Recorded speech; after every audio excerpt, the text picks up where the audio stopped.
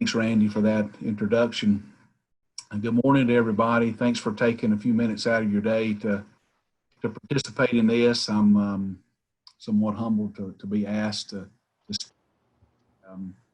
so I'll try my very best to hear and happy to address any questions when I get finished. So the name of our company is Johnson Granite. We again, Randy said we started in 2000, so we're celebrating our 20th year. We the majority of what we do is we take stone and make we make countertops out of that. That's the majority of our business, and we travel all around the East Coast, mostly the Southeast, to do that. So that's the majority of what we do. We have other uses for stone as well. We do some interior veneering, which would maybe like a solid shower wall in somebody's residence would be neat. Some interior like lobbies and commercial buildings that they're around their elevators, things like that. We can capable of doing that. We sell ceramic and porcelain tile. It kind of complements countertops, and people like to come and a little more come and have more of a one-stop shop when they do their project. We sell plumbing fixtures, sinks and faucets. So we try to make it easy for the consumer. The majority of our clientele is the residential side. We do probably about 25% of our business is the what we would consider the commercial side, where we're working for hospitals or we're working for corporations, things like that. So that part of our division is growing. So that's basically what we do. It's a really neat process. It's taking a raw material that's quarried from the earth and turning it into a finished product. And so there's a lot of satisfaction in that, that we're able to create something. The people love the story of their stone. They love to find out where it came from and kind of how it got to their kitchen. So that's neat. People love to hear that.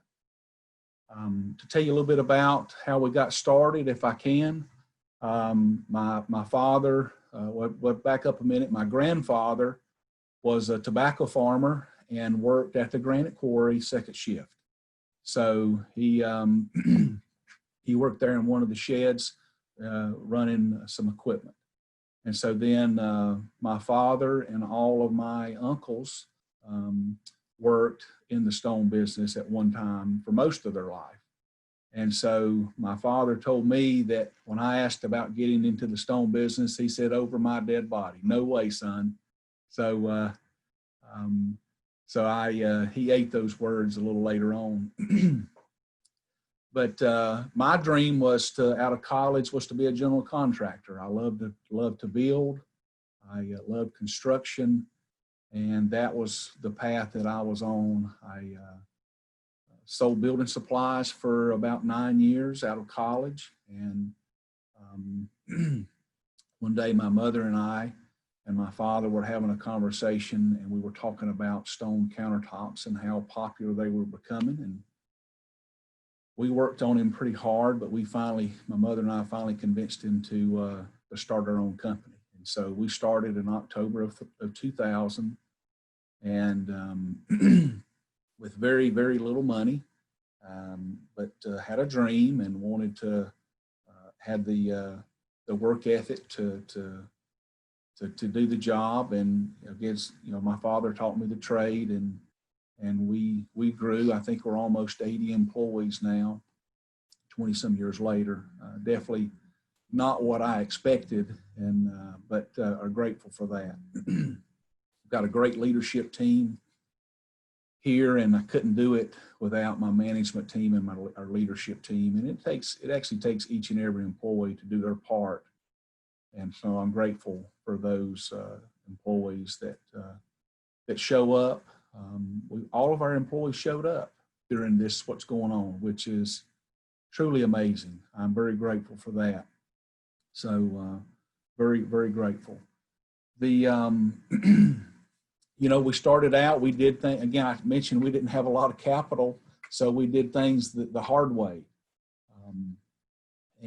As we grew, we were able to invest in some technology, and that has really dramatically grew our business by taking old school craftsmanship and then using technology to combine with that. It's really helped us grow. So we reach, you know, we were in Charleston, South Carolina last week. We were in Washington, D.C. This week.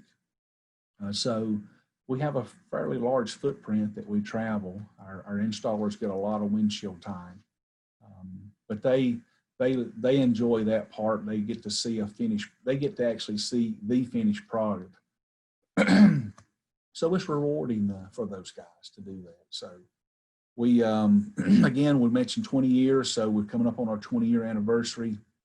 We hope that the company can continue to grow, and we can be around for maybe another 20 years or maybe another even 20 years after that. So we've had lots of hurdles to overcome through the years. Back in 2008, 2009, there was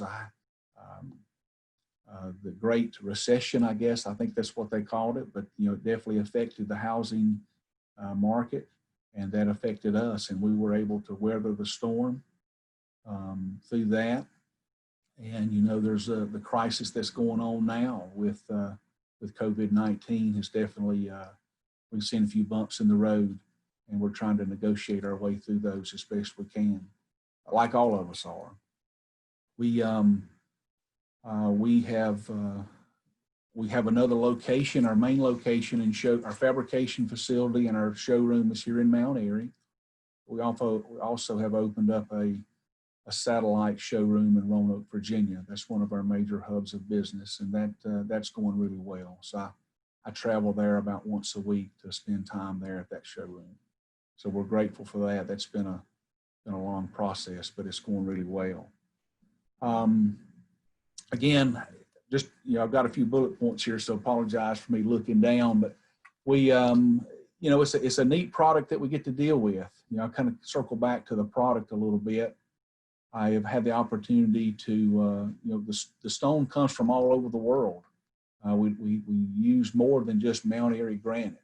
If you've ever had an opportunity to come to our showroom, there's hundreds and hundreds of colors to choose from, and they are quarried from all over the world.